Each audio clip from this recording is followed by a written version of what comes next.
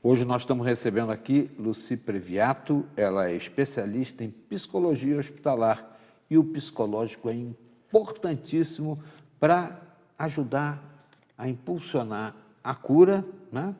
Ou aconselhar a encomendar realmente, preparar, né, a pessoa para a morte. É uma coisa que é a única certeza que a gente tem na vida, né? É. E é aquele momento em que o paciente já começa a desconfiar que não tem solução o caso dele. O tratamento deve ser diferente, né? Sim, a abordagem é um pouquinho diferente, né? Porque assim, a morte é uma fase do nosso desenvolvimento. Com certeza. Não é?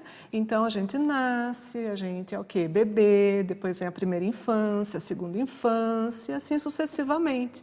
E a morte, ela faz parte dessa escala de desenvolvimento. Desse contexto. Sim, mas ainda é um tabu, né?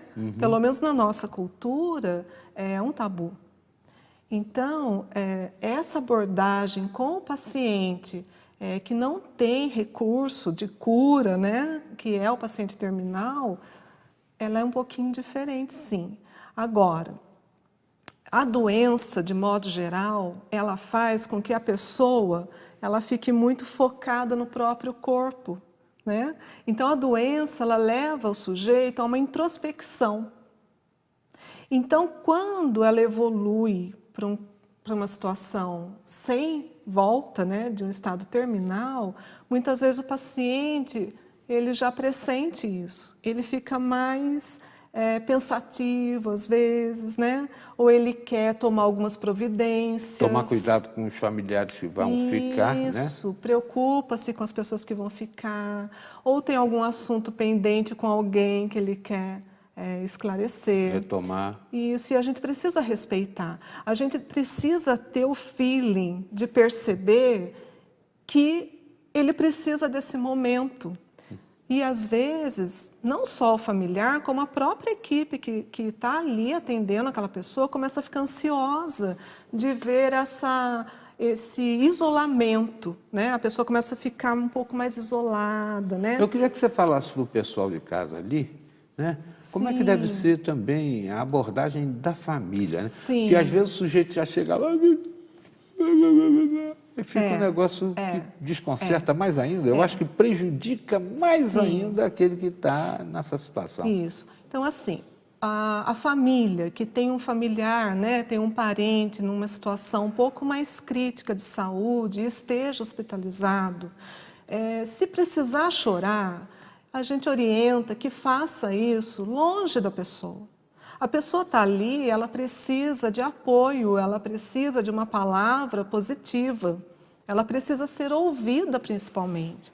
Então, se você não está em condições emocionais, físicas, psicológicas, de acompanhar um pouco mais de perto a hospitalização do seu ente querido, de repente é um amigo também, não necessariamente um familiar, é preferível que você não vá ali. Se recupere primeiro, né? A gente sabe que dói muito, porque a gente também tem o nosso apego, né?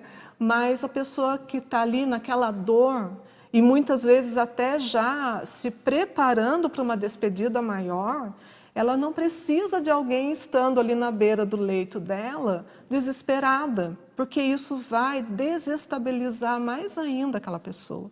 E também não exagerar nas brincadeiras, né? Porque tem gente que chega e começa a brincar muito, aí também extrapola, né? Então a gente tem que ter esse equilíbrio, né? E como é que a equipe lida com isso, né? Porque também há necessidade de preparar a pessoa para o momento derradeiro, né? A equipe começa, como eu falei, se ela percebe que o paciente está nesse processo, né, já meio que de desligamento, de afastamento, às vezes a equipe também começa a ficar um pouco ansiosa, porque a natureza da equipe hospitalar é o quê?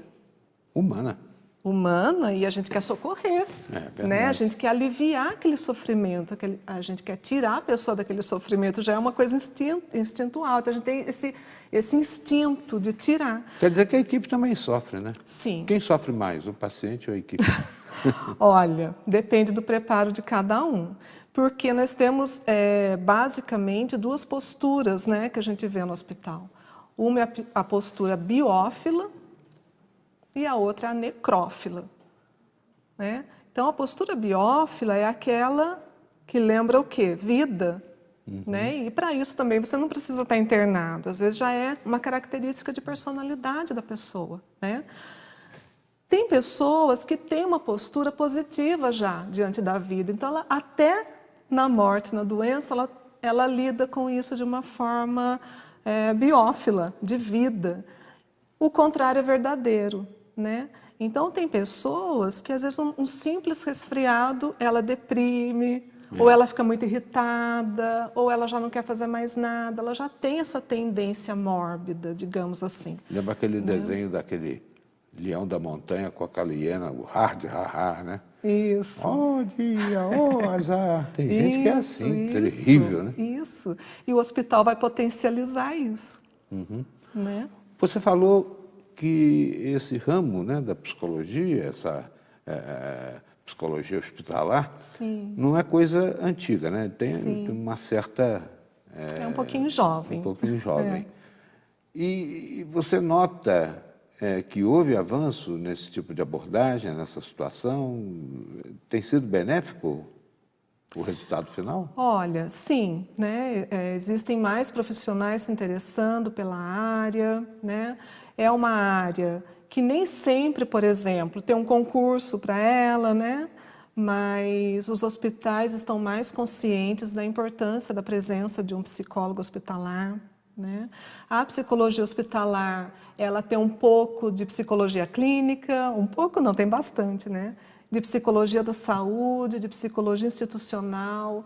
Então, o psicólogo hospitalar, ele acaba ficando muito enriquecido. É um curso regular? É uma pós-graduação? Uma pós-graduação. É uma pós-graduação. E o Conselho Federal de Psicologia também atribui a titulação para quem presta a prova, para quem já tem essa experiência na prática. Aí o Conselho, ele tem um concurso, né, uma prova, para conferir a titulação de especialista. Bom saber que o Hospital Universitário de Taubaté tem uma equipe multidisciplinar com o propósito, né, de elevar o grau de conceito da própria sobrevivência da vida a ponto de impulsionar a cura, né? Isso, ou o objetivo é confortar aquele que está nos momentos finais. Sim. Eu agradeço muito, Lucy Eu que agradeço. pela sua presença aqui e cumprimento a direção do Hospital Universitário de Taubaté por essa sensibilidade de montar um grupo tão importante. Sim, obrigada. Obrigado Obrigada pelo interesse.